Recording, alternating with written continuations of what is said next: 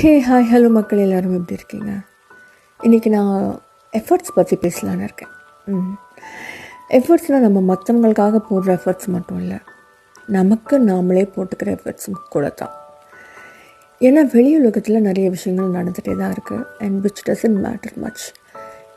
எது ரொம்ப முக்கியம்னா உங்களுக்குள்ளே ஒரு உலகம் இருக்குல்ல, உங்களுக்கான ஒரு உலகம். அதில் நீங்கள் என்ன விஷயங்கள் பண்ணுறீங்க, அதில் நீங்கள் எக்ஸ்ட்ரா எஃபர்ட்ஸ் என்ன பண்ணுறீங்க.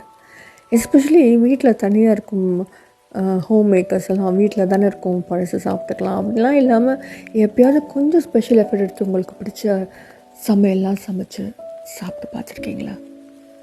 ஒரு நைட் ஃபோனை தூரம் வச்சுட்டு ஸ்க்ரோல்ஸ் பண்ணாமல் உங்களுக்கு பிடிச்ச ஒரு புத்தகத்தை படிச்சுட்டோ பாட்டு கேட்டுட்டோ தூங்க ட்ரை பண்ணுங்கள்.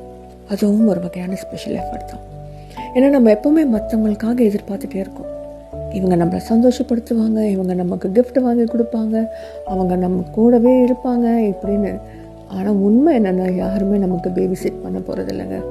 எண்ட் ஆஃப் த டே நமக்கு நாம தான். ஸோ எல்லாருக்காகவும் வெயிட் பண்ணுறதை விட்டுட்டு உங்களுக்கான எஃபர்ட் நீங்கள் தான் எடுக்கணும். இன்றைக்கும் என்றைக்கும் எப்போவும் சின்னதோ பெருசாகவோ எப்படி இருந்தாலும் சரி, make an effort for yourself. நன்றி.